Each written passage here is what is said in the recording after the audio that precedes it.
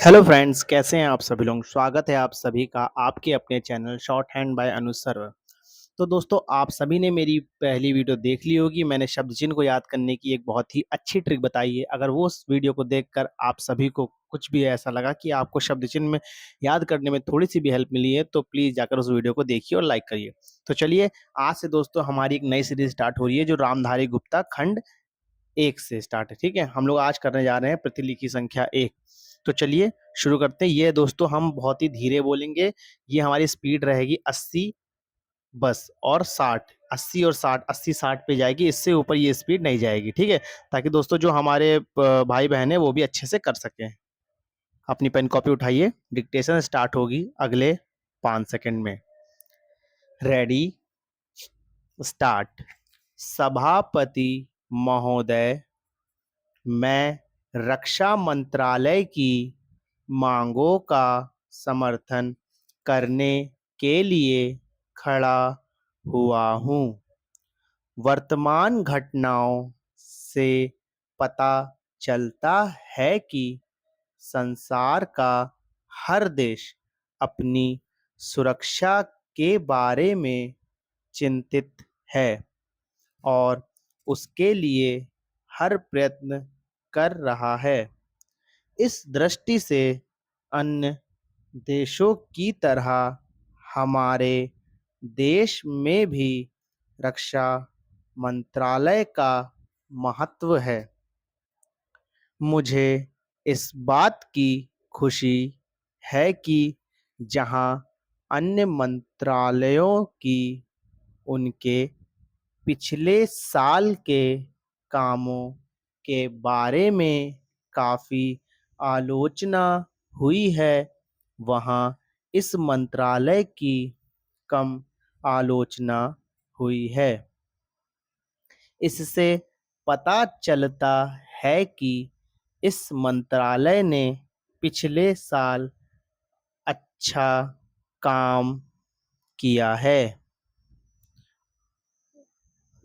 मोटे तौर पर किसी भी देश की सुरक्षा नीति का लक्ष्य यह होता है कि दूसरे देशों, खास तौर से पड़ोसी देशों के साथ मित्रता के संबंध स्थापित हों और हम एक दूसरे के मामलों में हस्तक्षेप ना करें।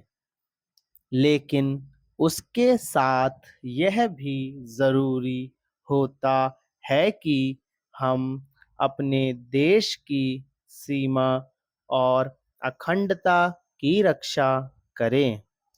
इसलिए हमारे देश का यह कर्तव्य हो जाता है कि हम अपने पड़ोसियों के कार्यों पर पूरी नज़र रखें, क्योंकि आज तक हमारे देश पर जो संकट आए वे हमारे पड़ोसियों से आए हैं। 1965 में पाकिस्तान के साथ जो लड़ाई हुई और उसके बाद ताशकंद में जो समझौता हुआ, वह सिर्फ कागज पर ही रहा। पाकिस्तान ने उस पर कोई अमल नहीं किया। इस दृष्टि से बहुत ज़रूरी है कि हम अपने देश की सुरक्षा की हर तरह से व्यवस्था करें। हमारा उद्देश्य दूसरों पर आक्रमण करना नहीं है, लेकिन यदि हम पर कोई आक्रमण करे तो हम में इतनी शक्ति अवश्य होनी चाहिए कि हम उसका डटकर सामना कर सकें। आप जानते हैं कि पिछले दिनों पाकिस्तान को अमेरिका और चीन से काफ़ी मदद मिली है। रक्षा मंत्रालय की रिपोर्ट में भी कहा गया है कि पिछले साल अमेरिका ने पाकिस्तान को 1500 करोड़ रुपए की फौजी सहायता दी है। आज जहां हम फौजी सामान के लिए अपने कारखानों की मदद से अपनी शक्ति बढ़ाने का प्रयत्न कर रहे हैं, वहां पाकिस्तान संसार के देशों से फौजी सामान खरीद रहा है। अपनी नीति के कारण वह सब देशों से लाभ उठा रहा है। मेरा सुझाव है कि हम को भी अपनी शक्ति बढ़ाने के लिए संसार के अन्य देशों के अधिक से अधिक फौजी सामान खरीदना चाहिए। आज तिब्बत की सीमा पर चीन की 1.5 लाख फौज खड़ी है। धन्यवाद। तो दोस्तों ये डिक्टेशन हमारी 80 टू 60 एंड 75 की स्पीड पर थी। जो दोस्तों हमारे अभी जिन्होंने स्टार्ट किया शॉर्ट हैंड या फिर उनकी डिक्टेशन स्टार्ट हुई, तो उनको भी दोस्तों ध्यान में रखते हुए हमने ये अपनी सीरीज स्टार्ट की है। आपको इस सीरीज से रेगुलर जुड़ना है और सारी डिक्टेशन को अच्छे से करना है।